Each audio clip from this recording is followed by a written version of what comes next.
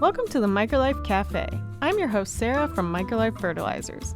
We're talking all things organic horticulture and beyond, so pull up a chair and pour up a cup with us. On today's episode, we have Ivy Walls, a third-generation farmer, community entrepreneur, and visionary proudly rooted in Houston's Southside. As the leader of Ivy Leaf Farms and co-founder of the Black Farmer Box and Fresh House Grocery, she is deeply committed to advancing food equity and sustainability within Houston's Black communities. Join us for our discussion about her journey to success, the importance of community, and exciting new happenings coming soon to her businesses. Hi, Ivy. Hey, Sarah girl. How are you? Thank you so much for coming in today. I'm great now that you're here. How are you? I'm doing good. It's always good to be in the company of Microlife and be in the company of you. I think the work that y'all are doing is integral to healing our community. So that's such a compliment, especially coming from you. And I am so honored that you wanted to join us today because you have personally inspired me so much to look at community as a really high level, amazing thing. And I can't wait to share more with what we're about to go over. So can you share with our audience a bit about your background and what you do for a living? Definitely. Hey everyone, my name is Ivy Walls. I am a 10-year public health and food systems professional.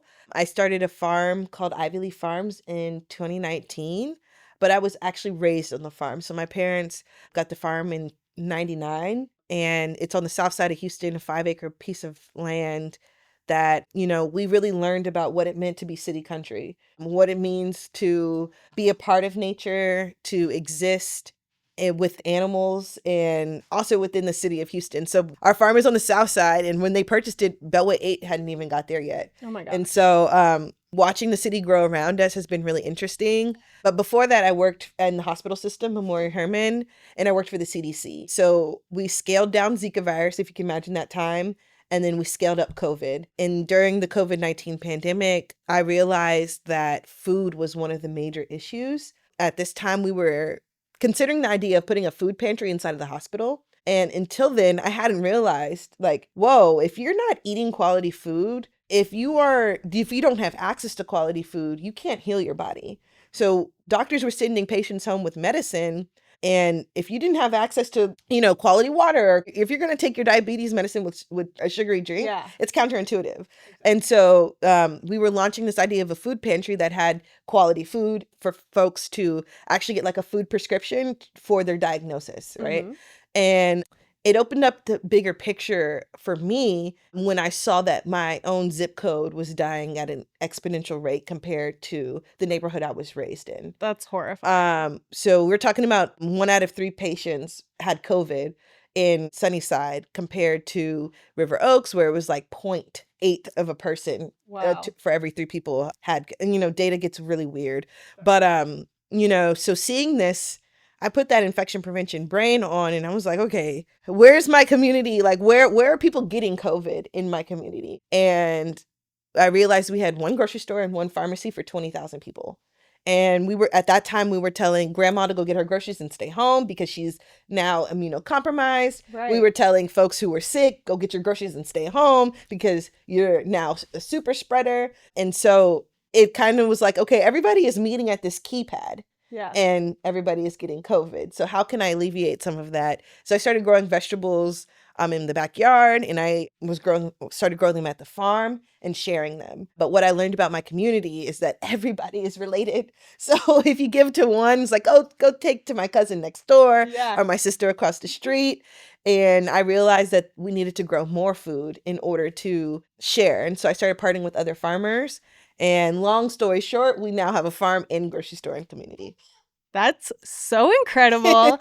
I honestly, personally have never heard of a farmer that has done something like that. So I think that's a really great way to show the full circle of food and feeding each other the right things. Because I've been to your grocery store before. It's beautiful. And I know all the produce and food you guys offer is super high quality. So I think that's amazing and very rare, owning both of those things. So how does the full connection from soil to self change the way you think about food and community in general? I think as humans, we belong outside. Yeah. When you have your feet in soil, just the general like grounding principles of like, Oh, yeah. it resets your humanness. It resets your ability to think and love and perceive. And I think that when people have access to safe green space, it allows for, that veil of life to be just, to fall Yeah. and to exist. And so I think that it is important to know where your food comes from, know how to grow your own food. And if you don't, to know a farmer who is willing to grow the food for you and to have it accessible. So I think full picture, we started off with the farm and just allowing people to come out. We had pumpkin patches, we had just general gardening classes, letting people have free space and allow them space to interact with the farm. And then from using that systems brain, it's like, okay, so how can we connect this to an everyday practice, which is grocery shopping? Yeah. And so figuring that out has been a big thing. And I credit that like to my parents being from the East Coast. Yeah. I think I was raised in the South, but with like an East Coast mindset of like, this has to be a full system. How does this work? You think about public transportation, like how, like the full system, Definitely. right? And I think the East Coast gets systems a little bit better than the South. I know you're from the East Coast, and like my dad being from Pennsylvania, like it just community and the system has to work. And we're still figuring that out in real time. Mhm. And I'm thankful that my community is patient enough for us to figure it out. But I think it's really important that people know that I'm a farmer and this is the store, right? And then I work with other farmers in order to bring products in store to reality. Absolutely, because half the time people are in the grocery store, they have no idea who grew their food, and most of the time they think it's just some business. So it's really changes your total perspective when you know you're a farmer. And your grocery store is called Fresh House. I think that is such an amazing name. It's so cool. And I'm just wondering, what's the story behind it, and what can people expect when they walk through the front door? Yeah, so Fresh House, my business partner, Jeremy Peaches, who's also a fellow farmer. Peaches is his last name. He's from Mississippi, and his family was actually enslaved on peach orchards. Oh, And so that's actually wow. how they got their name, and Oh my they've gosh. carried it generationally. So he really stands behind being like a multi-generational farmer, Wow. especially for the Mississippi Delta. But it's fun because my name is Ivy Walls and his is Jeremy Peaches. And so when people meet us, they're like, y'all were made for farming. Definitely. So we kind of like we mixed our names. So his farm is Fresh Life Organics. Okay. And then when I was building out the farm, my farm store was called Greenhouse. And Oh, so we okay. took the first part of Fresh from his and then the house part from mine, and we put it together as Fresh House. I love it. And I add the W because my last name is Walls. And also my family being from Pennsylvania, they say like house or like out. And like Gosh, that's so like incredible. so really it's like Fresh House, I but love it's that. Fresh House. Yeah. So people are always like, why is there a W in there? Or they try to just like write it as Fresh House, but it's because my family like says like house. I love how personal you made that branding too. And I feel like you can honestly feel the personal brand as you walk through the store. Yeah, I think one thing that people can expect when they walk in is having someone at the counter with an answer. I think Yes. the biggest thing, people come in, they may be confused and maybe their first time experiencing, what it's like to purchase from a farmer, or like farmers markets aren't as popular on the South Side. Yeah. So, you get to interact with someone who says, yeah, like this came from this, or this would be good for this. Yeah. And it has a different feel to it. It's like walking into like, a farmer's market booth or a cousin's backyard kind of feel of like, oh, tell me about this, or where did this come from? And if I take this and I put this together, like what will happen? And I think that we just try to meet community where we're at. There are some things that I want to upgrade about the space, but I think that it comes with continued education and continued experience But I'm ready for the next iteration. Right now, this is our second location. We moved to a more faster paced location in community. Okay. But I want to go back to the slower pace. First, we were off the off beaten path. Now I want to move to a space where we actually can have a garden, where we can have a small patch of agriculture interactions. And I think that seeing that in real time versus someone driving to the farm and then driving to the grocery store will enhance our ability to not only educate, but to involve themselves within Fresh Out. And I think that bridges the gap between knowing that people grow food that we buy from the grocery store. And that's a beautiful thing with the connection to the soil. And I am so aware of this, and anybody who knows you knows that community is clearly at the heart of everything that you do. You have inspired a lot of people to get more involved with their communities. Can you share a moment where you felt the connection came to life between farm, store, and your neighbors? So when you look at the city of Houston, Yeah. and you look at how Black people migrated to the city of Houston, you think about a neighborhood called Acres Homes. Uh-huh. You bought the house in the acre next door. There was essentially this farming aspect, this homesteading aspect, where people from Louisiana who may have grew up in acreage or large acreage were able to keep their same lifestyle within the city. Okay. And I think that, and this also has been a power play for people who to sell their acreage to actually gain more financial freedom within the city. And so I think that when that happens, it's like people traded off, their homesteading lifestyle, they're in touch with nature in order to have more financial prosperity. But you didn't lose the knowledge and you didn't lose the belonging or the wanting. And so on the South Side, you still see horses, you still see barns, you still see, tractors driving hay. There's a very agriculture feel to the South Side, but I think the loss of access to the space on the home level really changed people's perspectives, but those people still live in the neighborhood, in the community. Yeah. So I would say that seeing folks who come out to the farm and they say like, I haven't seen this variety, or I haven't seen okra or, this patty pan squash in so long. And then watching them not only like harvest and piddle with it, but then can come purchase it from the store. Yeah. Really, really is like healing in a way to see like grandmothers and elders kind of re-enter that space with nature, but also have a place to have culturally relevant food for their table or to feed their grandchildren. And so seeing that bigger picture has really been what keeps me motivated. And even seeing it within my own parents, watching my dad, he told me, you don't need a new tractor. We're going to use this Ford 8N till it blows. And I'm like, hey, sir, we need a new tractor.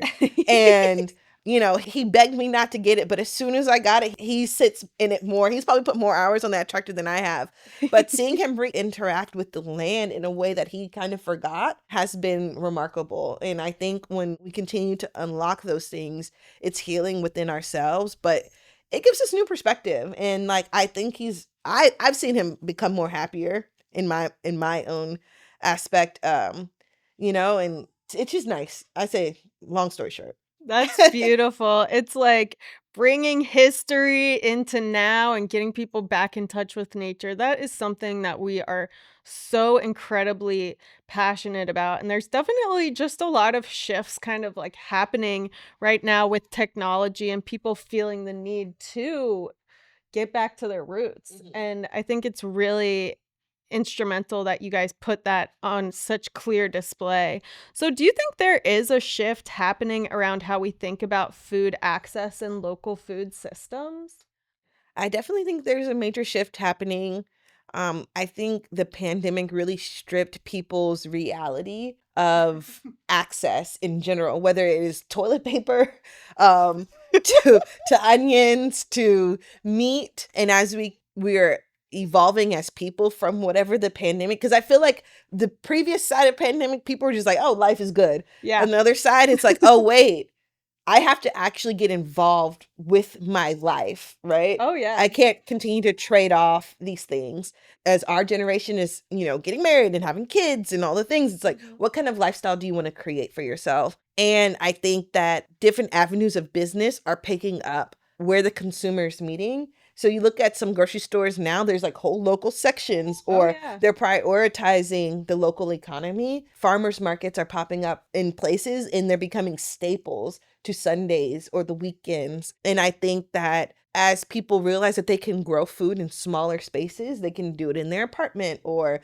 they can do it in their backyard, people will continue to deepen their understanding of local in food. My hope is that every human can harvest something from their backyard or their porch for at least one meal a day or one meal a week, right? And teaching their kids how to do that as well. Oh my gosh, absolutely. I find growing food and harvesting food is actually incredibly empowering as an individual. Yeah. It's like, oh, I can create something from seed to harvest by myself, and I can feed myself or my family this beautiful salad I put together. And there's something really special about that. Definitely. I love first time gardeners who plant too many cucumbers.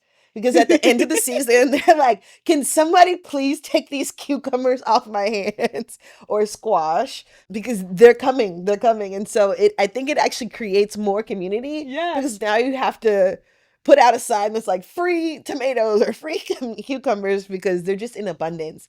And I always love first time gardeners with their overplanting. And maybe like that opens the door to an opportunity of somebody grows too many cucumbers, they share with their neighbor. Next season, their neighbor is sharing their tomatoes with them or something. And that's just like a really cool way to start a new friendship, relationship, and just get to know your neighbors again. I think that's something we all kind of feel like has been lost a little bit. But, talking about community, in your experience, how does showing up for your community open the door for real change? I think proof of concept, right? Yeah. We can talk all day like, oh, food, local, all the things. Yeah. But if we're not actively working or giving an example, then it's just all like, and when you look at before I've started, there were so many nonprofits that were trying to solve this whole food insecurity or feeding Black and brown people or mothers and children, but it would be a one-time food giveaway or we're growing this, we're going to give it away for free. Yeah. And it doesn't actually create an ecosystem or sustainable practice if there is not a trade of something, whether it is time or dollars, right? Dollars are what keeps us sustainable. Reality, like financial security, is what is the biggest piece that Jeremy and I talk about within our system, is because so many nonprofits have come, when their grant period is over, you never hear from them again. So nothing has changed within the community. So I think that really creating the sacrifice of time and dollars really is what is going to keep us going. Our biggest thing is like, let's not make this a person dependent process. If we can remove ourselves from that, then we can be a structure that community can lean on. I don't know if we have figured out exactly how we're going to continue to do that, but I think our biggest thing is being structurally sound where that people can depend on us in ways, and we're not just going to disappear or dissipate because there's no more interest from a grant or from a ideas perspective. So I don't think what we're doing is new. I don't think that we should have to market it in that way, I guess. Because when you think about communities like of all different types, like there's a place to go to buy your bread, there's a place to go buy your fruit, there's a place to go buy your meat. Yeah. Like all of these things were separate, and we traded that all for like a super grocery store kind of experience where you can buy bleach and cheese in the same place, right? So crazy. Which is crazy, right? And so we kind of are just like trying to hone down, because we spend a lot of time trying to be like, well, we can't offer community everything we can. Yeah. And we're just trying to find our angle of like, well, this is what we can offer and this is what we're going to be dependent on. The where community can be dependent on us. So I hope that answered your question. Yeah. But I think holistically and realistically, local is still the structure that people have to get behind. And I think as the political and social ecosystems of America continue to be ever changing, all we can depend on are people who share the same fence as us, right? Who have a general understanding of humanness, who can strip themselves down beyond racial, socioeconomic class, interbeing is like we all have to eat. Like everybody has to eat. And if there are no farmers, there's no food, right? And so when we strengthen farmers and we strengthen our community members, we strengthen our people that we love, it creates a better environment for all. Oh yeah, and just a healthier environment for all too. I really agree with a lot of what you have to say. And sharing is a core value to you, whether it's sharing knowledge, food, resources. How do you intentionally build the culture of sharing with your customers and your community? I think it's a little selfish, but I like to ask people what they're going to do with the produce, right? That's an amazing question. And the recipes that I have received from like, oh, well, like, how do you cook that? So many good recipes. And then I'm sharing it with the next person that comes in. It's like, oh, someone just told me that you can actually take this and this, put it together and try it out. My son loves all the recipes. He loves to eat. He's super foodie. But yes, so I think sharing recipes is one of the best ways. And just like, honestly, some people are just curious. I'm like, hey, just try it. Right. Like that, not everything is not a monetary like gain, right? That we're not trying to squeeze you for every single dollar, but that we want you to have access and interest in knowledge. So when people are like, oh, we have plants in the store and they're like, oh, well, was this plant for sale? And it's like, no, it's not for sale. But if you really want it, you could take a cutting. Yeah. And that it costs me nothing. Well, and that's like a new hobby that people might not even be aware of. Like, I'll give a little anecdote. Like, if a farmer says, hey, do you want to try this tomato or whatever? I always try it because I know it's grown well, I know it's safe and it's healthy. And if the farmer thinks it tastes good, I know I'm going to think it tastes good. Exactly. So it's really like broadened the food I eat just from knowing my local farmers. Yeah. And that's crazy. Yeah. And I think that on a farming level, you spend so much time with these plants and like they become your babies for that season.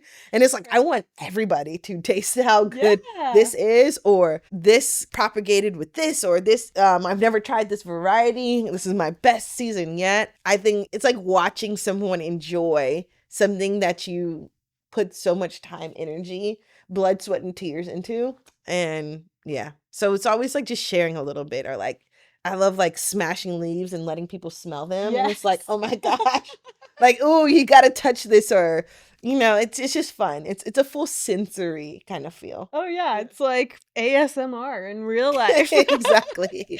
Running a farm and a grocery store is definitely no small task. What are some of the challenges you all have had to overcome, and what keeps you going through the tough days? I'm just so thankful that I became a farmer completely in 2020.